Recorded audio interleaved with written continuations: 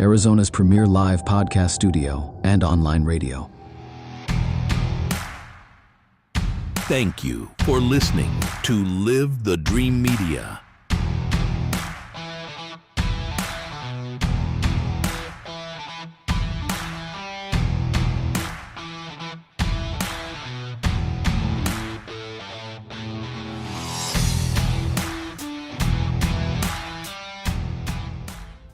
Does your ordinary radio feel a little limited?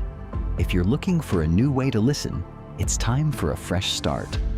Introducing the Live the Dream Media app, your premier destination and a new level up for digital radio. Over the last 2 years, we've found new ways to ensure your digital radio experience is the best it can possibly be. From live podcasts that spark new perspectives to a 24/7 soundtrack of live music, and even our built-in merch store. We've built a platform that is convenient, high quality, and simple to navigate. But we're only just getting started. Catch all of our shows weekly and join the Live the Dream Media family today and help us change the airwaves forever. Download it for free on the App Store or Play Store today. Live the dream. The dream starts now.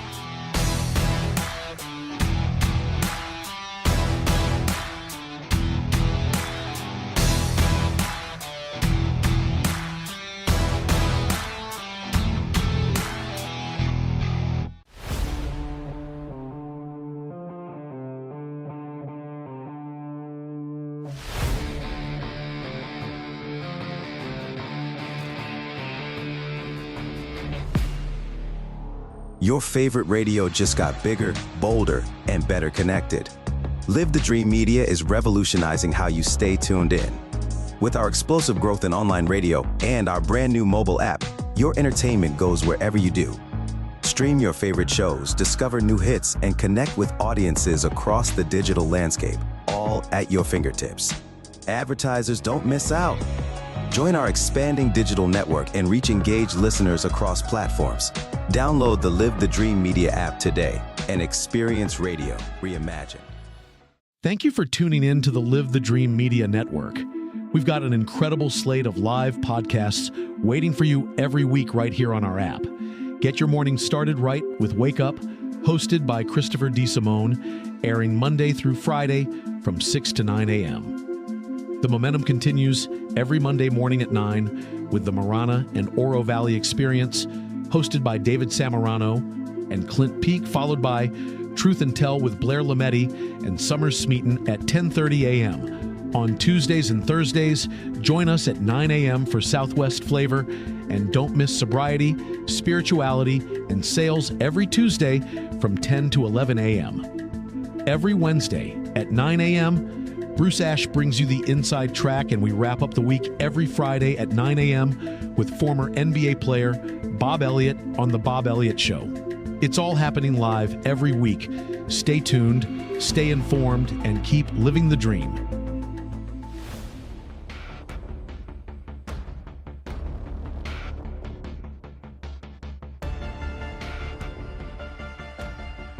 Hey everybody, it's Chris. Hey, it's David Samorano. Hey guys, it's Clint Peak over here. Hi, I'm Blair Lametti Mathias. And I'm Summer Smeaton. Hey, I'm Ron Arenas. And I'm Will Pena. Hey guys, I'm Mike Curry. And I'm Mike Bader. Hi there, I'm Bruce Ash. Hi, Ed Wilkinson here. Hi, this is Bob Elliott. We are Live the Dream Media. Watch and listen to all of our shows Monday through Friday, only on the Live the Dream Media Network.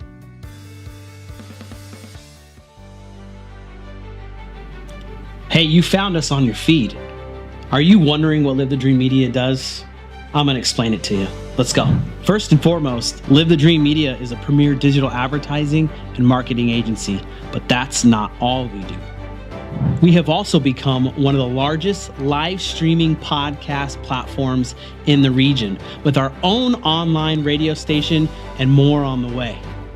Here's the coolest part. Right now, I'm standing in Studio B, where we are getting ready to put together an awesome state-of-the-art studio to continue the growth of this platform. One of the coolest things about Live the Dream Media is we take pride in being flexible. We enjoy the ability to make changes on the fly. If Live the Dream Media is a company you feel interested in working with and want to enjoy the flexibility and all we have to offer with our new podcasting network and our digital advertising abilities, reach out to us at contact@ltdmedia.net. Visit our website, livethedreammedia.com, or check us out on social media.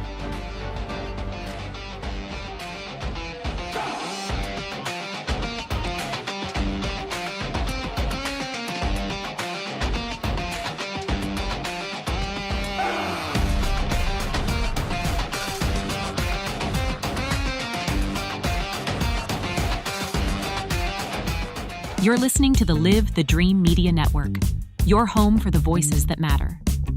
We're bringing you a world-class lineup of live podcasts every single week, and it all starts when the sun comes up. Wake up with Christopher DeSimone every weekday morning from 6 o'clock to 9 o'clock a.m. for a high-energy start to your day. Mondays stay packed after the morning show.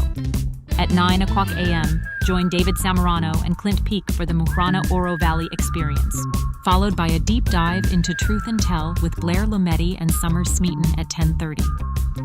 If you're craving local insight, catch Southwest Flavor every Tuesday and Thursday at 9 o'clock a.m.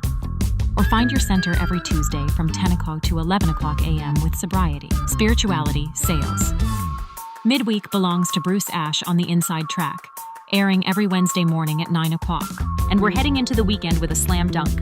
Join former NBA star Bob Elliott every Friday at 9 o'clock a.m. for The Bob Elliott Show. It's more than just radio. It's your community in real time. Catch it all live on our app and start living the dream today. Hi, this is Sean McCluskey, co-owner and designated broker for Rincon Ventures. If you're a rental owner by choice or by accident and you're looking to hire or change property management companies, consider Rincon Ventures. We employ an aggressive web-based advertising strategy to market your rental. We thoroughly screen prospective tenants and conduct routine property inspections. Our online system gives tenants the ability to pay rent and file maintenance requests instantly over the web. Our owners can use the same system to instantly check on their properties. Call Rincon Ventures at 881-2258 or visit us on the web at rvprop.com.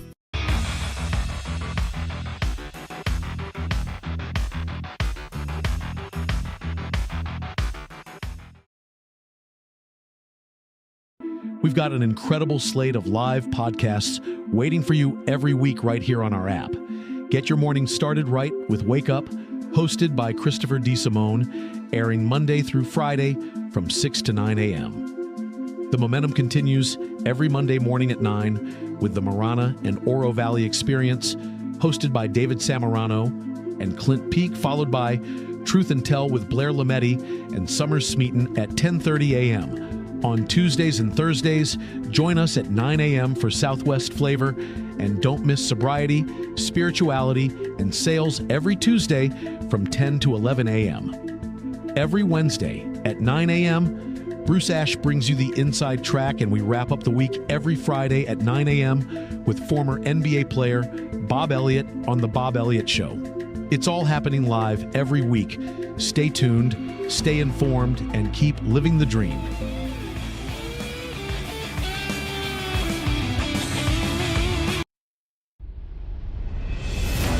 The Live the Dream Media Network is proud to host an Arizona legend. His remarkable journey spans college and pro basketball, business excellence, and community leadership at the highest level. Get ready for insightful conversations, expert analysis, and a unique perspective that only one man can deliver. This is The Bob Elliott Show, exclusively on the Live the Dream Media Network.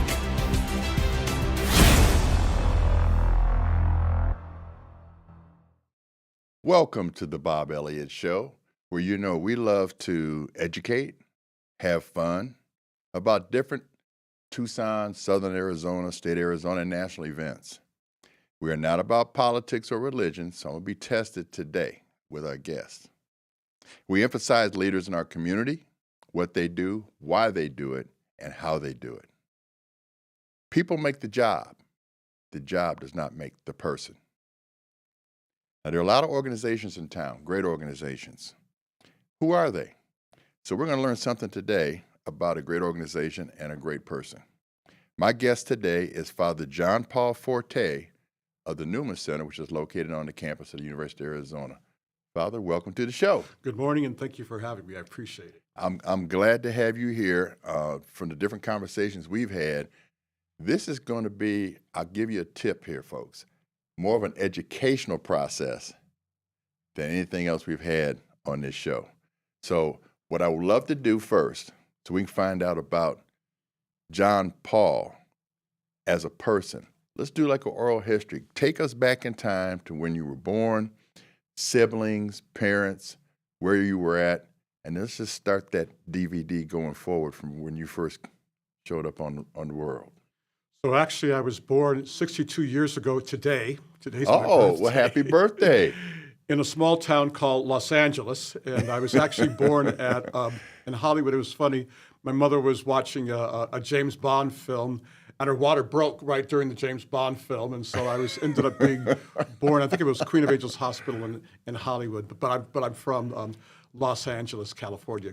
Okay. I grew up near Culver City. That's where I grew up. Okay, yeah, I'm familiar. So there are 5 kids in my family. So my oldest brother, Renee, he's the eldest. He's about 15 years older than me. And then Michael was about, I believe it was 13 years older than me. And then Mark was about 11 years older than me. And That's then 3 boys so far. 3 boys. Then there was a gap. And then all of a sudden, I graced the scene. Right. And then my youngest sister, who's 14 months younger than me. Oh, okay. And so thanks be God, like we had a sister. My dad's name was Forte. He was originally from East Texas, a small town called New Boston, Texas. It was, what is that near New Boston? So it's kind of near. It's near the border of Arkansas and Louisiana. Oh, okay. Okay. So I guess if you threw a rock, you might be able to get into one of those states. Okay. The only thing time that town appeared into a movie, there was a movie called The Apostle with Robert Duvall. Right. And at the very beginning of that movie, there was a scene of a preacher preaching, and then it flashed on the screen, New Boston, Texas. I thought that was very interesting. That's where my dad was. And my mom was from a small town in Kansas called Parsons, and I believe that's in sort of the southeastern portion of Kansas. Okay. So my mom, she lived there until she was about 14, and then so many of her relatives had moved to California. They were in Santa Monica, and so she had this desire and this dream to want to study linguistics and to want to go to UCLA. So that was the impetus for them moving to California, and they lived with some relatives in Santa Monica for a number of years. And then my dad. He was in the Navy, and then he came out like we hear for many, Black Americans post the Navy. There was a migration, to the West Coast, and so my dad came out with that migration. Okay. Was there an interesting story about how they met, or? Well, it's kind of interesting. All I know was that my dad was 10 years older than my mom. Okay. And so, and that they met at. I never got the absolute particulars, but it was some sort of social event, and they met, And what was interesting about them, my mom, is very, very, sort of fair-skinned, and very, very, I mean, mixed race, right. But Black folks, and so we come in all colors and shapes and sizes, and so that was interesting. And then they met. And from what I understand, was that my grandfather on my mother's side was not for this union at all. Okay. But somehow they got together, and then he, what I understand was that when the first child was born, that was when he began to kind of calm down a little bit. My grandfather on my mother's side that I never really met, he was hoping that the firstborn was going to be named after him, but my father stepped in and said, "Well, we'll make his middle name your first name." Okay. Your name. Okay. And so my oldest brother's name is Rene Craig Forte. Okay. So that was kind wow.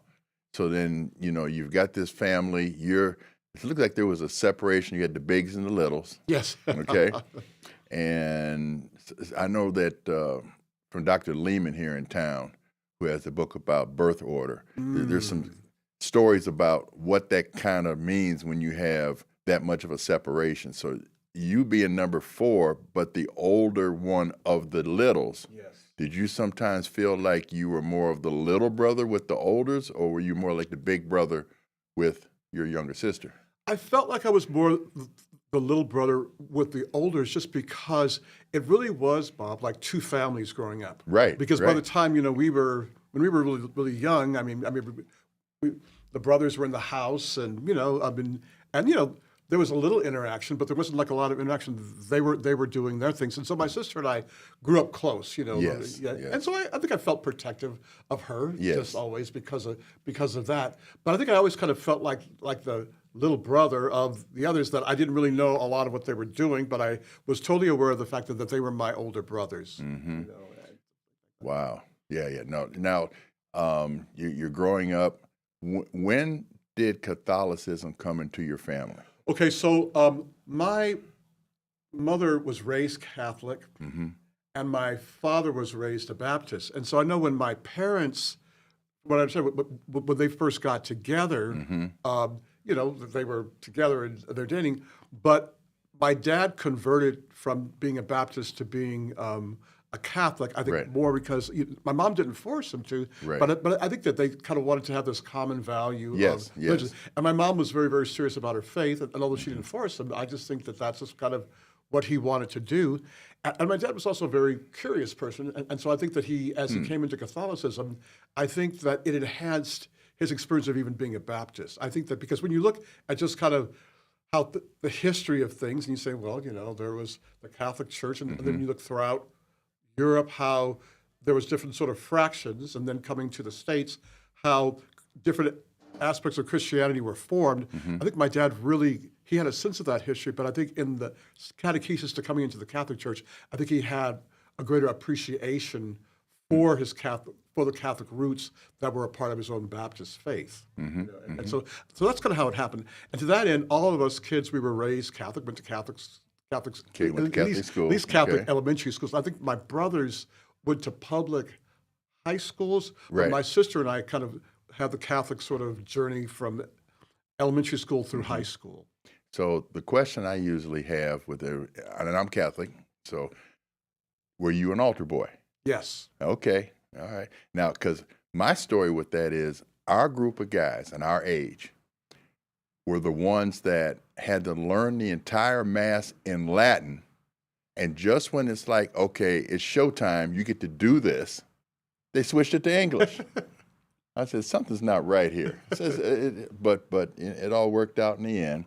So you're going through Catholic school. At what point did you feel like choosing to be a priest would be your vocation?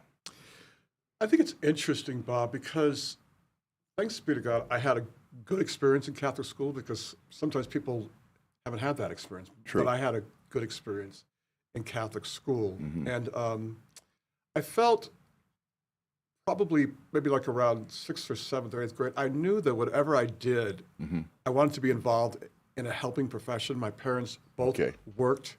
They always emphasized education, but they also emphasized the whole notion of giving back. So I just kind of knew that whatever I did was going to be some sort of helping profession. Now, the priesthood wasn't, I always kind of liked and enjoyed my Catholic faith. I admired the priest, but I didn't necessarily think that was what I was going to do. I knew it was going to be a helping thing that I wanted to be involved in, some sort of service-oriented thing. But I really wanted to have a family. I think that was the thing that I really was pressing forward. And I think that, and maybe that's why I didn't think so much about the priesthood, because priests, can't have, sort of a biological family. It's a part of the commitment that they make. So I think that was probably the reason why it was just something that I didn't really consider, although I admired it. I've always been a curious kid. I've always liked to learn. I've always been a seeker. So there's many things that I admired about it, but I didn't necessarily think that was going to be it. But I think it was really the service aspect of a vocation that I was attracted to. And elementary school did a good job of that. High school did a good job of that. Because I appreciated how, especially in high school, how a lot of the things that we learned about faith moved beyond just rules, and were more opportunities to say, well, this is what it means to kind of be a contributor in the world. Also in high school, I remember, kind of moral decision making, because at first in high school, religion can feel like a trap, but then I kind of thought, well, actually, this is something that kind of helps me to kind of add value to my life. I was seeing kind of value between the things that I was learning in a Catholic school in terms of religion, but also just in terms of wider life, because it was a classical education. So, so seeing how all those different things fit, and I think that all this was just a building momentum in me, really saying that, okay, so what type of service am I going to give? So, so for years I thought, okay, I want to be sort of a healthcare professional. I mean, a physician. And then I thought about law, and then I thought about education, and then my uncle on my dad's side was a police officer. And, that's service. It was always funny. He would come to the house and would park in the driveway, and people would think, "Oh, is everything okay?" Is everything okay in that house? It's just my uncle visiting. And he was, one of the few, blacks in those early parts when I was growing up. And then he switched to the fire department. Oh. And if memory serves me correctly, he served for a period as an LA inspector. So again, I was seeing service. I was seeing service over there. My mom was always about service. My dad was always kind of about. So I was just surrounded by this sort of milieu of just service, and so I knew that somehow that's what I wanted to be involved in. But I think it was really toward the end of high school that I went to this conference in Anaheim. It's called the Religious Education Conference, and it's all about what does it mean to be a religious educator from young kids all the way up to older adults. And they always had a youth day component of it. And so in the latter part of high school, I went to kind of the first sort of adult day, because I was 18, and so we'd be kind of qualified for the adult day, where they had more workshops. And one workshop that I attended was one called, I forget what the name of it was, but it was a group called the Pilgrim Friars, and a friend of mine said, "Oh, this is a great group. They're a singing group and blah, blah, blah, blah." And I was reading the description of it, and it was talking about bluegrass music, and I said, why in the world would I be interested in bluegrass music? That's hillbilly music. I said, why would I be interested in that? But he just begged me to come. So I went, and what was really magnificent was it was a group of these young seminarians, young men that were studying for the priesthood, that had formed this music group that was kind of surrounded by stories of scripture and creativity and art, and I have to say I was mesmerized by that whole workshop. And I realized that it wasn't just bluegrass music; it was just music, and I'm a music person. My mother played piano, tenor sax, and clarinet from an early age, and so we were all raised with music, and so something just kind of lit up in me at that. And then they said at the end of it, we are not just seminarians, but we are Dominicans. And I thought, okay, Dominicans, like Dominican Republic? No. But like the Dominican order.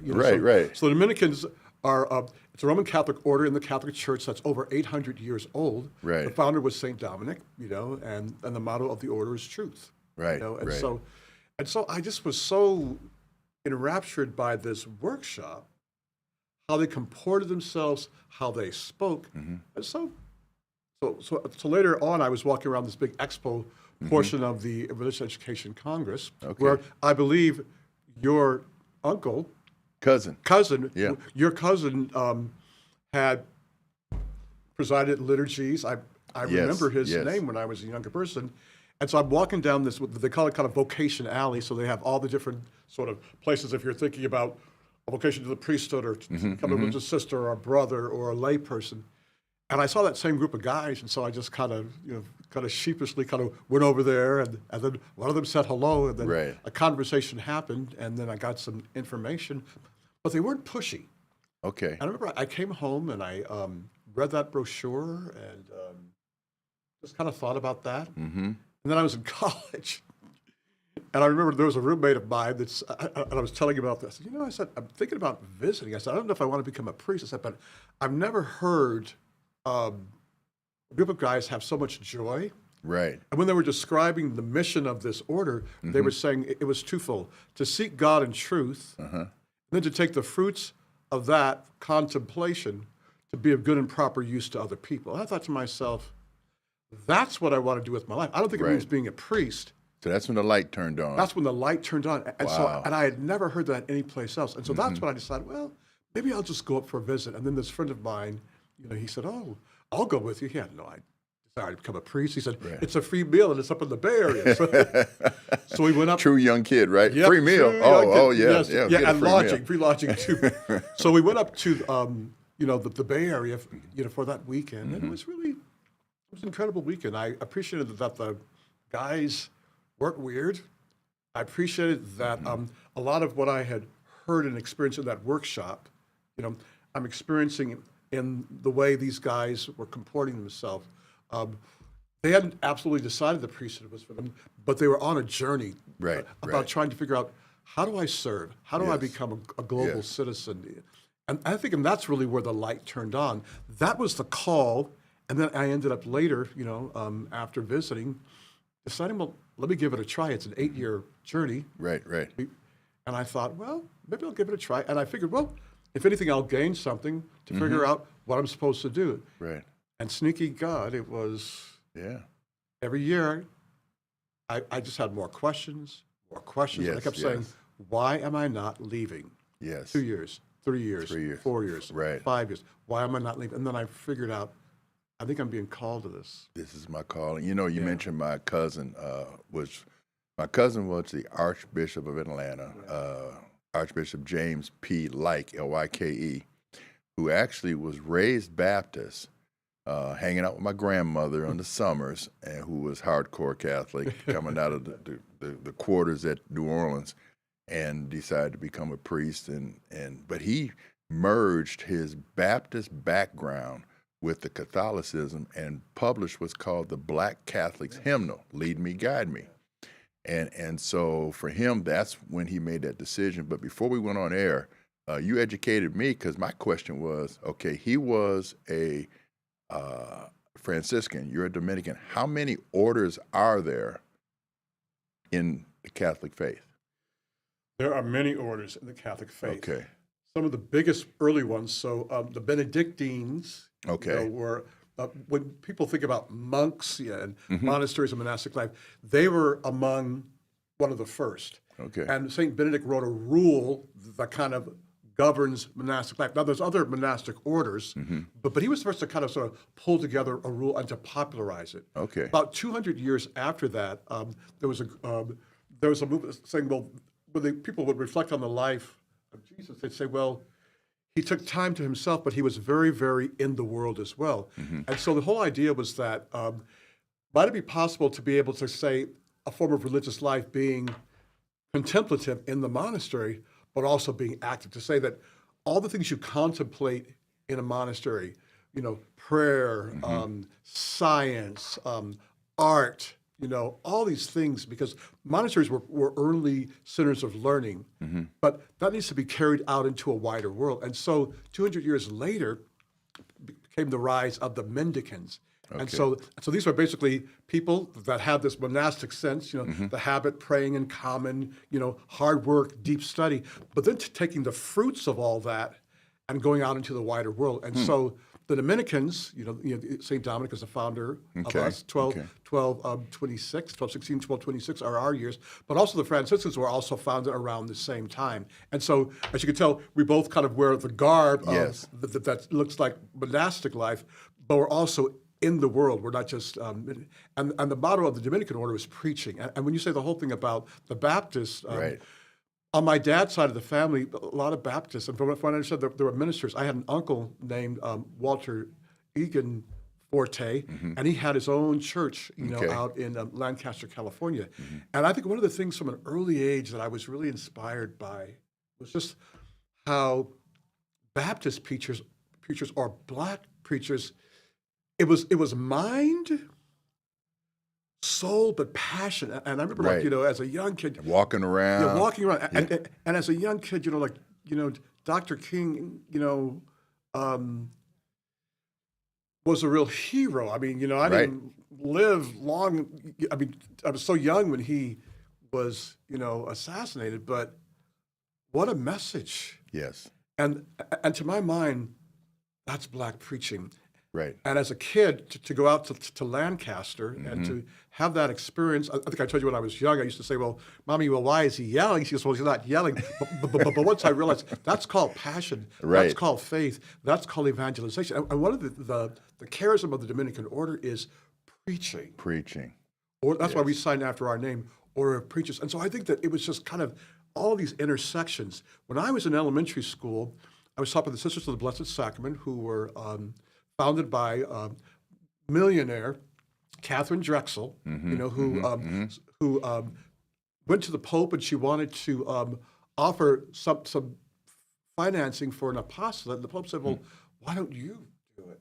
Right. And so she founded an order that was dedicated toward Black people and Native American people. Right. And I had the privilege of, when I was in elementary school at St. Agatha's Parish, being educated by them. And I remember, I think it was probably, actually, this is another thing. It was probably maybe 6th or 7th grade. The sisters were great, but they were all white. Right. Yes. But one time a sister came to visit, Sister Mary Roger, and she was Black, and I was just like, is that allowed? First of all, but she gave a day of recollection for the whole school. Yes. And the first thing that she did when she started, before she did anything else, she did, hush, hush, somebody's calling my name. Yes, yes. That was one of the most beautiful things that touched my soul. Right. And it was very interesting. I had forgotten this until you just asked this right now. That touched me so deeply. And I said to myself, not really meaning it, I think I was just kind of in the moment. I said, if ever I was to become a priest, I would want to do that before I preached. Okay. And then I forgot that. And now, being ordained, it is something that I do. Yes. And I think it's something that kind of rose up, that I saw early from, my uncle, but also something that I saw early from Dr. King, and also something I think that is one of the most beautiful, beautiful, beautiful gifts of the Black church, and the Black people. And I think it's one of the greatest gifts. And as a Dominican order of preacher, we want to be able to make the gospel intelligible. And I feel like Black preaching has always done that. Dr. King, my cousin was part of his group, or the clique. Matter of fact, Reverend Jesse Jackson, when he would see me, he called me cuz. Oh, because that infamous picture of Jesse pointing to the fields, saying the shot came from here. My cousin was in the room calling 911. And all of those guys, there was a rule, which was you had to be a person of faith and have a doctorate. And you make people refer to you as Reverend Dr. So-and-so to give you your propers from the man of faith and the person educationally. So, Dr. King hit a lot of us in a lot of different ways. And as you just started thinking about different ways that it affected you, we find this all the time. We find this all the time. So you made that decision to be Dominican and do your thing. Now, without us running too much out of time, I want to talk about the Newman Center because it's the 100th anniversary of the Newman Center on campus. My wife and I, we were students at the U of A, used to go to the Newman Center. So tell us something about the Newman Center, what you guys do there and what your goals and objectives are. So one of the greatest gifts of the Newman Center is that Cardinal John Henry Newman, who was an Anglican bishop who converted to Catholicism, Newman Centers are named after him. And the whole idea there is that there should be a dialogue. The university should be a place where faith should not be dumbed down, but there should be a dialogue between faith and reason because there's not a disparity between that. Newman wrote a great book called The Idea of the University. And he talked about how the liberal arts are meant to free. And when you look back classically, so many of those classical liberal arts were from people of faith because faith was this idea of seeking higher truth. And so really the purpose of the Newman Center is to give Catholic students, as well as, the faculty and staff and others who affiliate with the university, a place to really be able to kind of allow that dialogue to continue. But especially for students, it really is a place, when they leave high school, the college years are exciting years, but they're also very confusing. Because sometimes in college you come in different classes and then you professors, seeking truth, but others, that maybe get kind of burnt out about religion or skeptical will raise certain questions, that sometimes maybe students, if they're not educated enough, we'll go, oh my gosh, this is terrible. What do I do? But the Newman Center gives students a place to really be able to say that faith can be a part of your life, and it partners with the higher goals of higher education. Yes. Only to create a higher, truer sense. And so at the Newman Center, for over 100 years, we've been having retreats and small groups for students and and dances and also the services that Catholics provide for one another, Mass and sacraments, but also we do pastoral counseling. But really, it's a home away from home for students. Right. One of the things I most appreciate is students that they come and they hang out. They burn out from campus life, that they can kind of come and study when we're right in the heart of Greek life. Yes. Which I tell you, sometimes those old parties, but it's a blessing that some of those kids feel free. Yes. To come sometimes when, that they don't know who to talk to, or when they need to talk about serious things, and they can be received. Yes. That it can be a safe place. So for 100 years, we've been doing that. Our mission statement at the Newman Center is to be transformed through an encounter with the Spirit of truth and the love of God. You said a word there that in this day and age is so critical in our lives. You said a safe place for them to come. Yeah. It's the world that we're in now. And I just want to thank you for doing what you do, Father JP, at the Newman Center, and just hopefully everybody has a better understanding of who you are, how you progress through your life to end up here. That is our blessing to have you here at the Newman Center. And like I said, it's been educational. Myself not knowing the different orders, understanding maybe some of why my cousin chose what he did. And I think that this has been a wonderful time, wonderful conversation. Well, thank you for coming on the show, Father. Thank you so much. It's been a privilege to be on your show. Thank you very much. So we'll be back again next Friday at 9 a.m., where our guest will be Marcus Price, who's an author who wrote a book about his father's team that was at Tucson High back in the late 60s when they won the high school championship.